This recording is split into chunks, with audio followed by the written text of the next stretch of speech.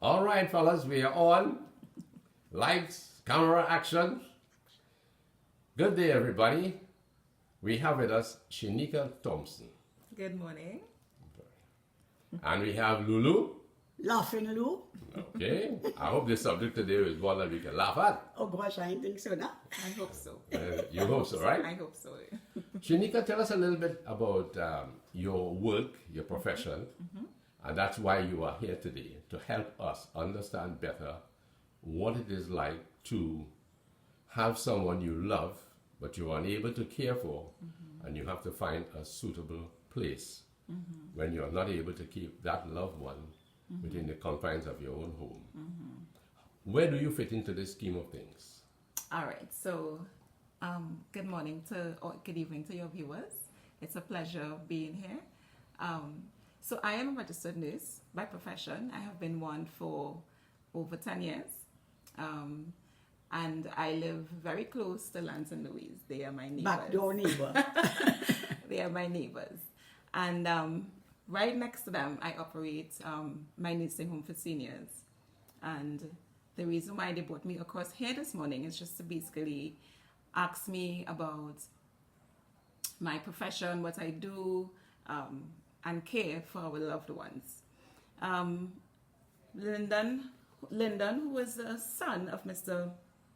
Lance, he wrote this book, and he was kind enough to bring across a copy to our seniors at the home.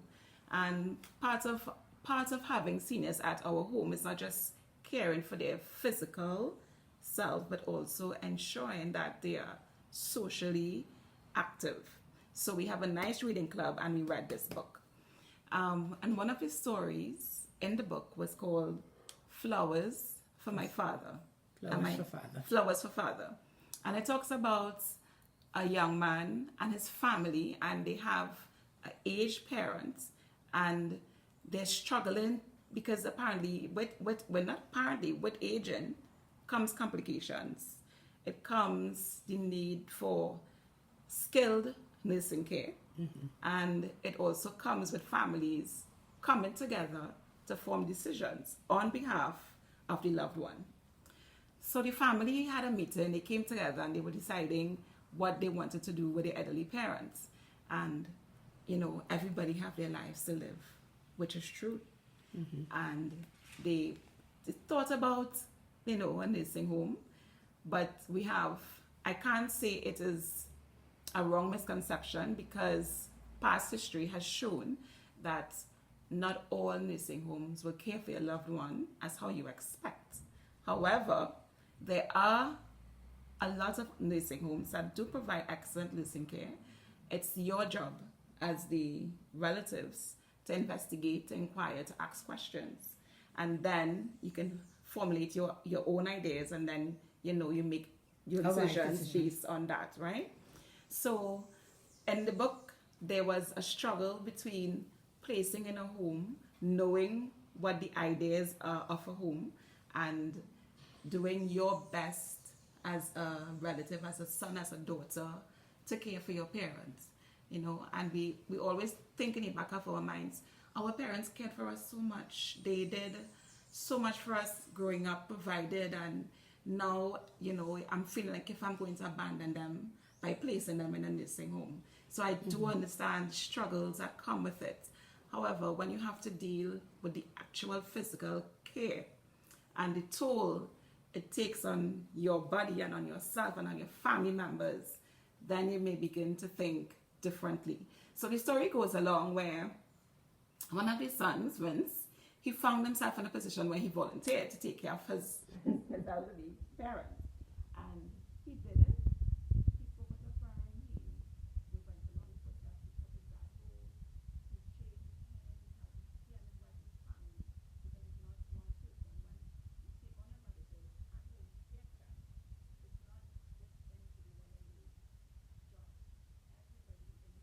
job. Everybody in the household. Children. Yes. The parents, everybody comes together to care. And so the family, while it was going well, there again, I see there comes a time when you realize, well, I am incapable of going any further, because my father, while I took him, he was let's say a spectrum of wellness. Let's say he was, able to probably do certain things for himself, or he was able to eat for himself or feed himself. Now he's at a point where he can't do any of those things. And 24/7 care, and now you realize, well, I am not even able to probably change a dressing, probably do a skill NG feed tube, right? Or I don't sometimes, even know what that is. right? So that's like when they stop eating, and now you have to introduce Liquid foods. Because they're not able to swallow, they're not able to chew, and so this is where the skilled nursing care will come in. So he had a tough decision to make to move his relative into a nursing home long care facility, and I have to give him credit because it takes a lot to actually take on the role of a caregiver in your own home. Yeah. Because I'm doing this all the time and I'm not doing it alone. I cannot do it alone. It is a job that you have to continuously pass on to somebody else so you can get a rest, because it's physically exhausting, mentally exhausting, particularly if they also have other complications like dementia. It takes a toll on the body and on the mental health, right? So so the final decision was to place him in a nursing home, and I was like, okay, at least even if you're putting them in a nursing home, in the senior's mind, I'm being abandoned. However, if you as the relative place them in a home and you keep up your continual visits, you call, you come, you bring some ice cream, you bring cake, whatever they can have, but you continuously visit, they are not going to have that feeling of abandonment. That's right. And they're going to they will understand, well, yes, I realize that, my son or my daughter couldn't care for me any longer.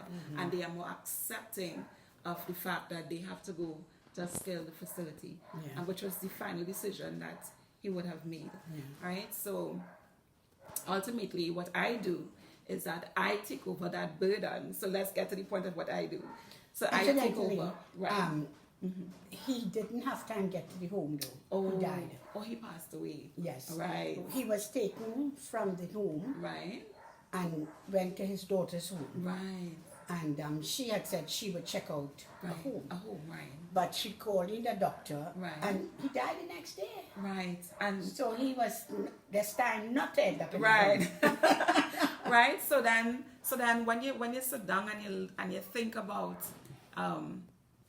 everything that would have happened and everything that you would have gone through, and when you reach to the point of feeling as though it's becoming overbearing for me, because I could only imagine that aged parents have aged children.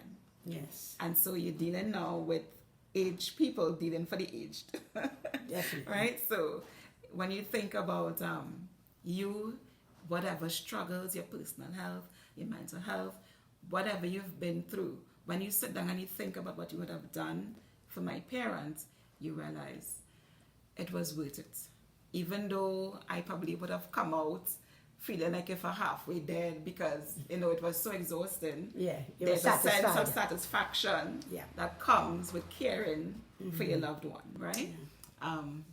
Right. So I'm happy to know that he did die at home, because we always want to respect the wishes of the loved ones. As a matter of fact, when somebody calls me to ask me if I have any space available at my home, one of the first questions I ask is, have you tried home care? That's the first thing, because I don't want the person to say, okay, well, let's take him into our home, and then you have a sense, relative have a sense of, did I try everything? Yeah. Did I do everything that I could have done? Yeah. And if not, if they would have missed the option of trying to seek home care, then they may have a bit of guilty feeling in the back of their mind. So it's good to at least try. It is good, right? So I always refer them, have you tried home care?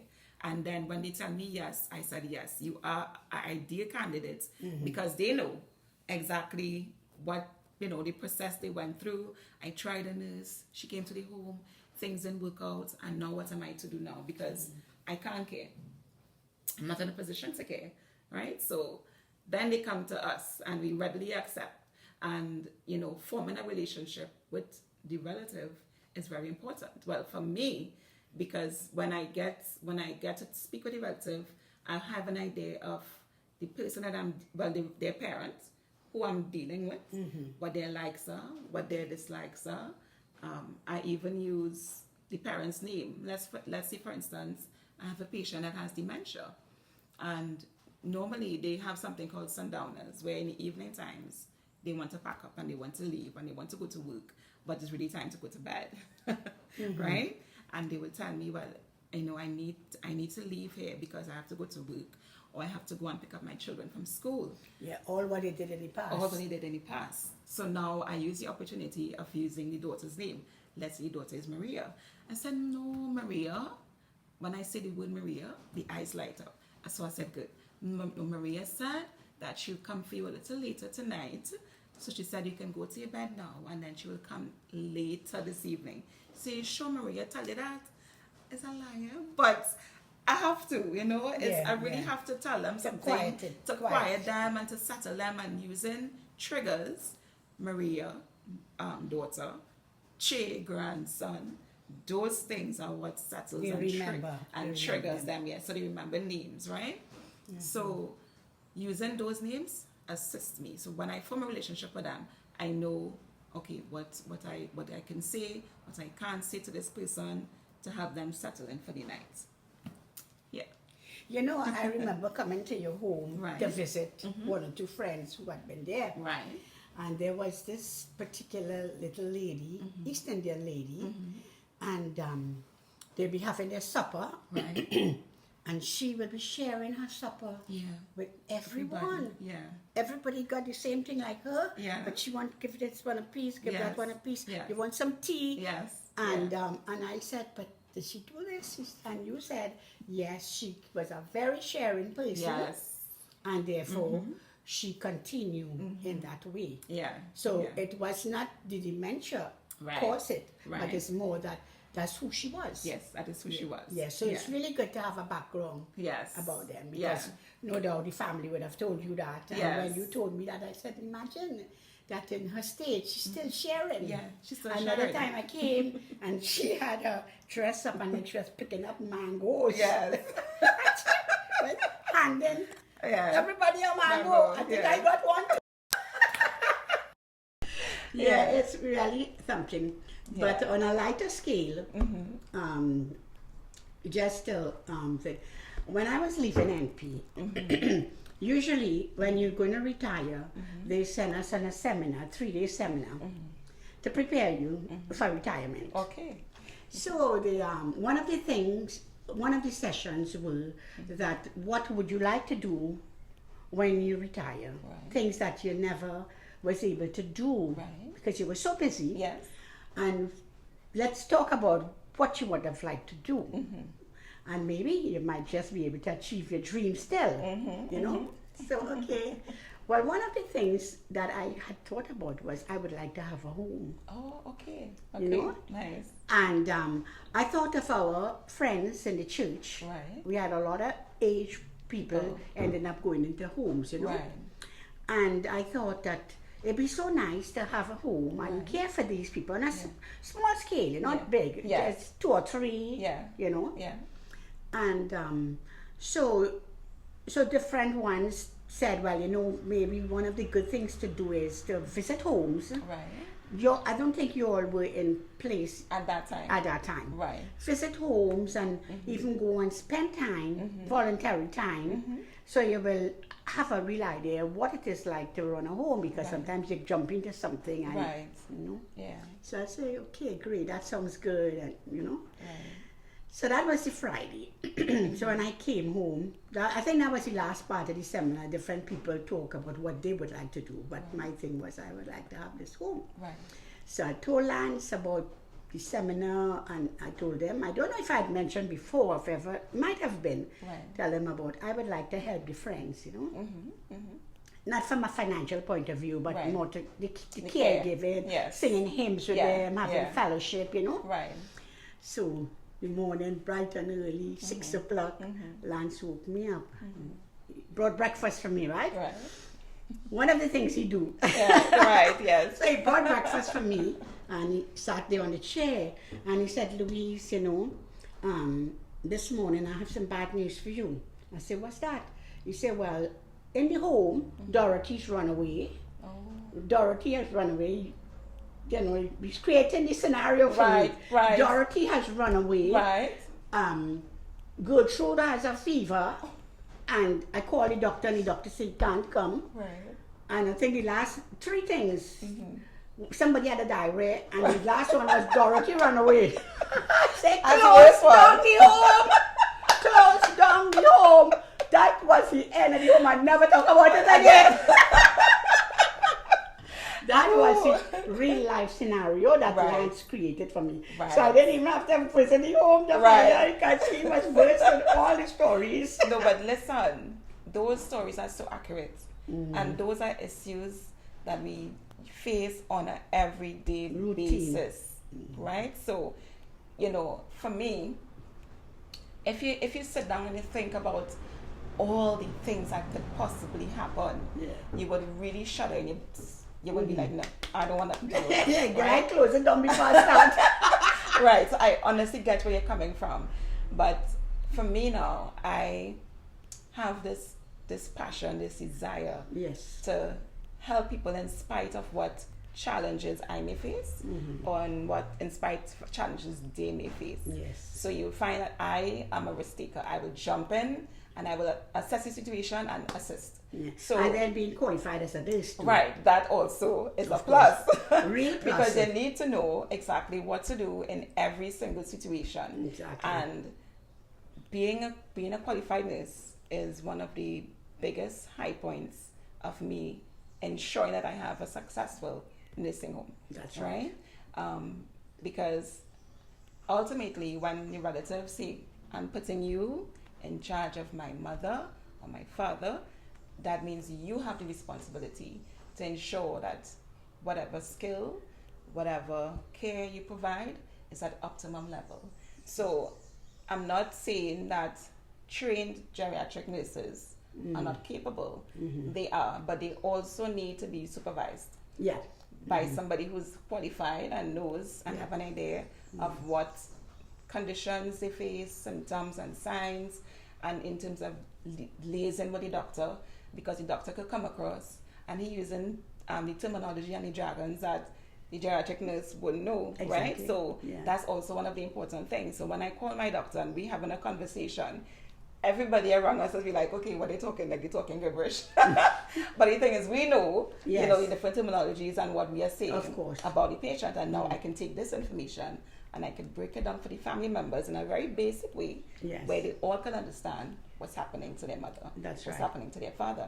Now, ideally, to be honest, my home, we do not have a lot of ill patients. Our patients are more healthy, they are sociable, and we identify illnesses quickly.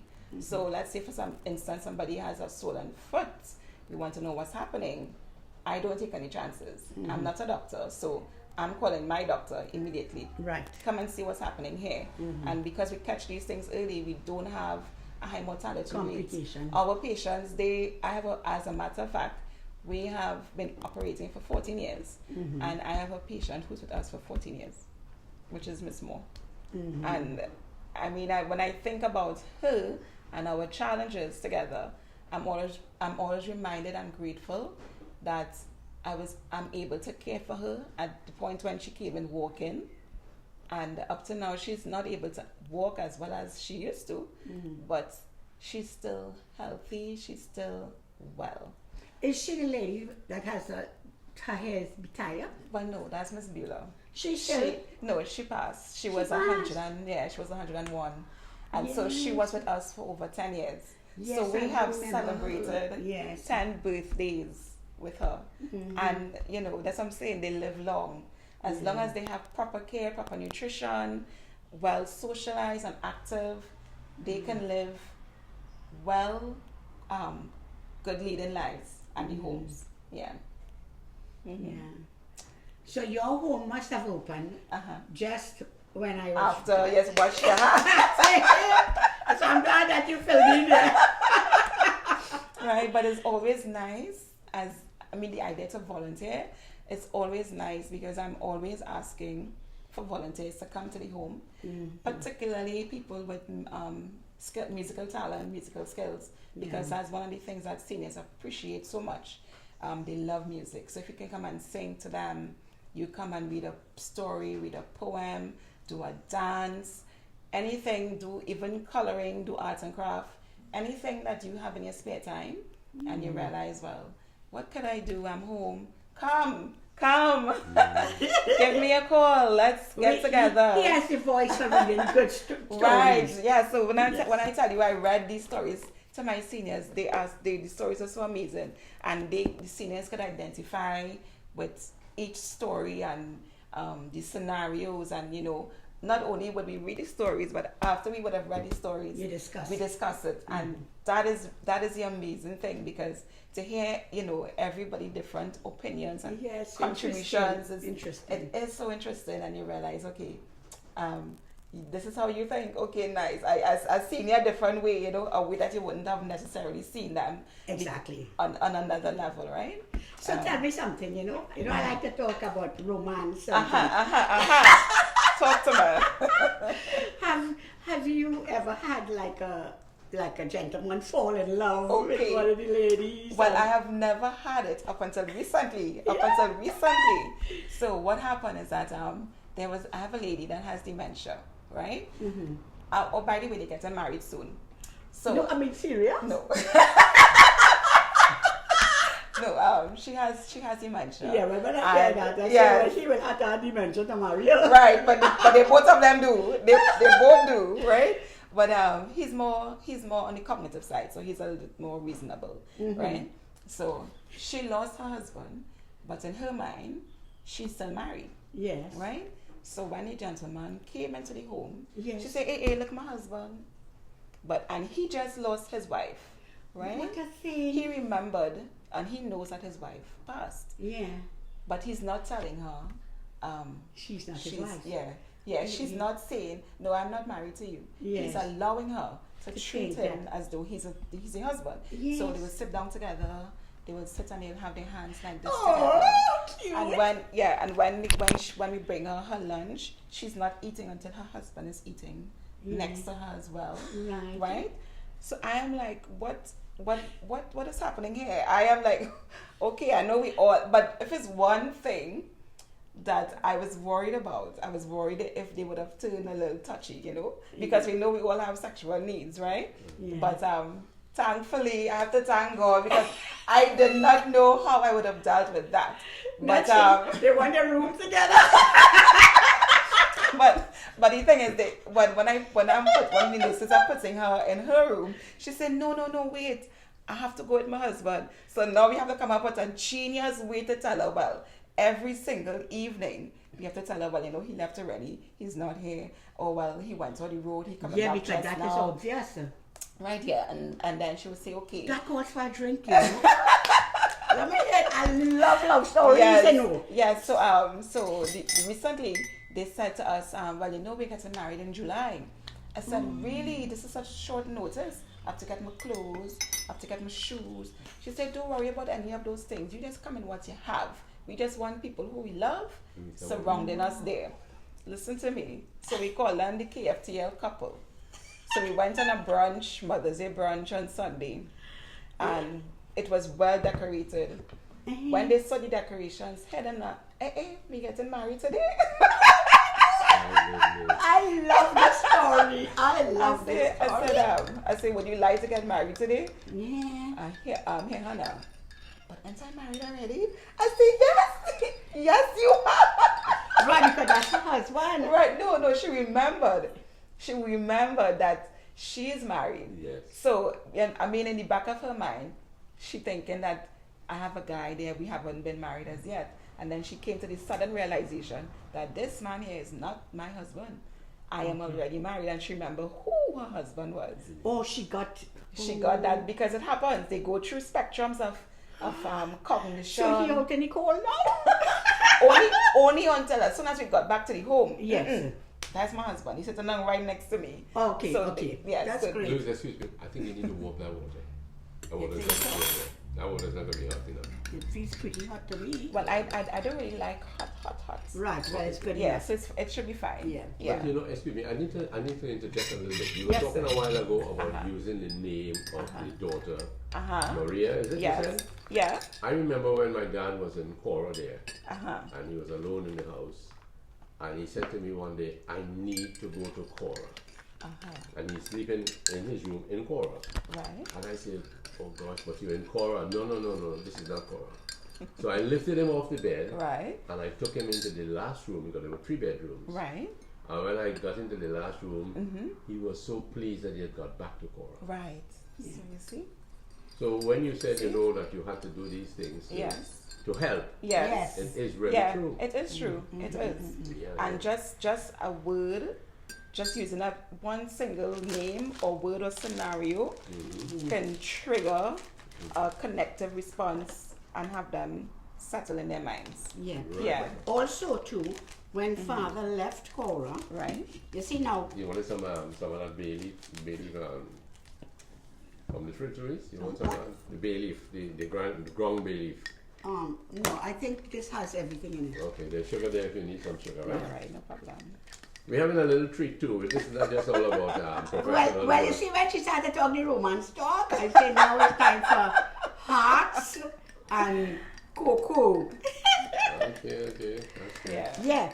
Now, so right now she don't need to get married. She got married. Maybe she think But that yeah, so in their minds they getting married in July, which is okay, they didn't get some married that day again. With No. the decorative. Yeah, place, because how she realized that she is married, so she said, well, no, this is not my husband. right. But when we got back to the home, the wedding is on. Okay. Yeah. Yeah, the environment. Yeah, it came Be sure back. to invite us, please. Yes, I would like to come to the wedding. Listen to me. I want to experience. Maybe we could videotape it. Yeah, maybe. And I will send you all. And we will send you all. But I say anything. The only thing is I don't discourage it because it really provides them. It's helping her. It helps. It helps with, Something daily to look forward to. yeah, and that Have kind of you social. shared this with the family? I have. And what they think about But it? and they are amused. And you know, they are like, wow. Because as a matter of fact, when the relatives call, she says, hold on, speak to my husband. so they get to know each other very well, just as well. Yeah. Right. You have like some something. currant roll? No thanks, I just happy tea. Okay, What what about about the some? marshmallows? Oh yes, but let me just ensure that it's sweet enough. Yeah. So, okay. So they don't mind having the wedding? No. So they're going to... No, I don't think they're going to carry this whole thing through. Yes. Well, it's not going to be a real wedding. Not No. very ready. Yeah. No, but it's a celebration. Yeah. That's So you decorate the place Yeah. and... Well, but No, and we're gonna then I was leaving that up to her because I'm saying to myself, you know, if you plan to get married, then you have to make sure that you have, you know, resources to get married. So if you don't have the resources, how are you going to get married? Mm-hmm. So therefore, in my opinion, they will just always be getting married every June, every May. Okay. So it's going to be a perpetual marriage. Yes. Planning, marriage planning. They will always be engaged, Right. right? Just courting. And that's Yes. the best part, you know. Yes. They'll Yeah. enjoy that more than really getting married. Yes. Yeah. Yes, they will. So what did you do with them? What did they do in Lupino? You went there recently. Right. What happened in Lupino? Oh, it was such an amazing time. So COVID had us locked down. Everybody was, even relatives were not able to come to the home. It's just shift that married there, really? And Oh, sorry. See, he really has to warn me. No, that's pretty nice. right. So it was our first field trip in 4 years. Okay. So we took them out. I had my decorator, Miss Avion. She decorated when you go to Lupino, there's a nice shed. Right. So she decorated the shed. We took our tables, we took our chairs, we took all the food, and we had a Mother's Day brunch down there. We danced, we sang, did some breathing, took some photos, and if you see, have you ever seen when you ask a child if they want a lollipop, how their eyes light up? Imagine that on a senior. It is so precious, so heartwarming, and they thoroughly enjoyed themselves. Lovely. They did. They had a really wonderful time, and I was able to send back photos, send back videos for the relatives, and they were also so very appreciative. Now, because normally what I usually will do is invite everybody. So I will tell the relatives, you all come, we having this function at this particular time. But I didn't invite them this time. I just wanted to see how their social interaction would have been outdoors After all these years, right? And so I said, okay, the next trip that we're going to, everybody, I mean, if they can't make it, fine, but everybody will be going on the next trip that we're going to, as long as they're able to come. Lovely. And so we're going to the Red House on the 24th of July. As a matter of fact, I have asked them, have you been to the Red House? Most of them would have said no, and then some of them would have said yes. However, they remember the Red House before it was burned down. Okay, so now that it is completely rebuilt and new, remodeled, they are going to see it for the first time. And I'm asking myself, have you been to the Red House, Miss Thompson? I have never. So are you all going to get a tour of the Red House? Yes, we're going to get a tour. So we have a tour. So you walk around and actually go in and so? Yes, and we're going to go in and they're going to show us the different areas, different segments. It shouldn't take too long, because I did tell them it's a group of seniors and to probably try to summarize everything. But yes, we're going to have a tour of our Red House. You know, I don't know if you know of the Wildfowl Trust. We have been there. You've been there? We have, before COVID, we have been so active. Yeah, but that is very nice. That is lovely. We have been to Hilton, we have been to Fort George, we have been to San Fernando Hills, the Wildfowl Trust, La Vega. We have even been to Tobago. Yes. How did you manage that one? It is always exhausting, I have to say. But you know, Caribbean Airlines was so accommodating. They had all the wheelchairs lined up, and they have the attendants to push. So they had like about 6 attendants. The nurses are also pushing them onto the planes. And then when we got to Tobago, we had a bus that took us for breakfast, and then we had different stops to different tourist locations, and we went down to Store Bay. The only thing that we didn't do was... They didn't swim? No, that was... But listen to me. I said, you all are not leaving Tobago without touching the water. So we took their shoes off, and they stood on the shore, and the waves wallowed over their feet, and they smiled. Wonderful. And so you all just spent the day? We spent the day. Came back in the afternoon. And came back in the evening, yeah. That is really good, because it is kind of difficult to be really just locked away in a house facing 4 walls. Yes. So I'm very glad to know that you have this kind of activities for them. Yes. And I myself may not mind coming in at home. No, I honestly tell myself, I said, no, if this is how a home supposed to be, and if at any time my children say, Mommy, get mom and half nerves, I put it in a home. I said, sure, no problem, because it's going to be a holiday. It's going to be a holiday. You're going to have a great time. You're going to meet friends. If they get in food, good Lord, if it's one thing they do is eat. And I love to see them eat, because every time they stop eating, you know, that's the first signs that sickness, dying process is when they stop eating. So they live their whole lives. Lancy? Why? I know we say 50-50. Since you're not talking, take a bite of this nice coconut drops oil. It's nice. Tart. I like this home. You ever heard a joke about tarts? Would you like to try a piece? It's really good. It's nice. Okay, I will try a piece. No, you just don't knock the microphone. The coconut tart is really good. It's Where did you buy this here? Well, actually, Lance's niece came to visit us, and she brought this for us. So I don't know if it was Massey Stores or whether... a super farm. Super Farm? Super Farm have a deli? Must be. I think she mentioned Superfan. All right. Excuse the fingers, eh? No problem. Let me bring this closer. But it's rich with plenty Why of don't you put it coconuts. there Nice, thank you. Yeah. put the whole thing on there? No, this is fine. I just wanted a little taste because Yeah. she did say it was lovely. So, and I'm a fan of coconut. Okay. Do you want Anything. your water heated up? This Mm-hmm. this is fine. Okay, great. Yeah. Lovely.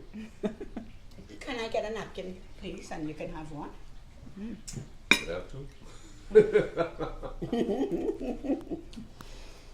Yeah. That book, but I want to just mention the book Boy Days. It's Lyndon's book, and he has several others. We were on Saturday down at Massey Stores in Brentwood, and he has other books too. And you can also source them on Amazon. So, well, Well, Yes, I mean, he has boy days, this book is not only for boys. adults. no. It is excellent reading material for children. My daughter, who wrote essay, I had to let her sit and read this book because it has so many similes, so many metaphors, so many local things you could add to your creative writing, stories. And it's all 100% local. When you read these stories, you can actually see yourself sitting down on the block, seeing a scenario play out in front of you. He's very, very graphic. He is so graphic. I It is am amazing. amazed. Yeah. It puts you in the scene. And that's what I love about it. I am amazed when I read Lyndon books because Lyndon was brought up, I wouldn't say very sheltered, but not exposed to a lot of things. And yet, he can really paint some bad boy stories. Lasana, my other son, has 2 stories in it. Who? Lasana, the big boy, the older boy, he has 2 stories also in it. One called Tabby. Tabby Okay. and Rantin, is it? No, the expandable shoes. Oh, that's Brandon. No, Brandon has what is it? Man on a Mission. But there's also an expandable shoe. Brandon, our grandson, wrote that when he was 9 years old. You know. Oh, wow. So it's also in that book. Yeah. Okay. You know. It's in the genes of the Batiste family Right. To be to be writers. And that's why we authors. still, Yeah. that's why we're still wearing jeans. You know. And also, my brother, he has Several books. several books, 2 sets of short stories. Well, Right. those are hilarious Oh, because it's really very funny Right. how he captures, and it is about life in the Carcass, oh, okay. which is a coastal district. Right. So it's all the Nancy What's stories. the name of it? And Forward. ever, backward never. Because Brentwood. I got a book from him as well about the village of the Carcass. Michael Cozier. Yeah, Yeah, is that the book? Yeah. Yeah, that is an excellent book as well. Yeah. Yes. Highly recommended. So the old timers will really appreciate the stories in that as well. Yes, they did, which is why I was so appreciative of the gifts that of the books that he gave us. Yeah. So one of Michael Cozier book is Forward Ever, Backward Never. Yes, And put on up a resistance. that's And a it's- novel. Right. But and the other last- short story, Brentford Bailey, Bedford Bailey, yes. offering up a resistance, and the last one is Out of Murky Waters. yeah, that's also a novel. We'll try to get 1 or 2 for you. Okay. Yeah, that since you know, that, I think that might be a good contribution. Well, Mrs. Thompson, we want to really thank you for your precious time spent with us. And Louise, we are thankful also to you keeping us company. Yes. I know you like to see yourself, you know. No, put me down to be vain, man. Oh, right. And you seem to have had a nice little meal here, and I want to really thank you again. No You problem. did a wonderful job. I didn't even have to ask a question. You're She was very fluent. communicative. Yeah, fluent. You know your stuff, and you would like to give your exact location. Yes, I and mean- a phone number. If you would like to give out your phone number, I don't know if you would like to do that. No problem at all. Okay. So we are on 4th Street West. So this is Beaulieu Avenue. So as soon as you swing into 4th Street West, we are the first house on your right hand side. And my number is 462-2824. 462-2824. Very So you can give me a call. Very good, very good. Who knows? Who knows when we will give her a call? So thanks again, my dear girl. It was a pleasure thank you for having me here. Okay, bye. Pleasure too.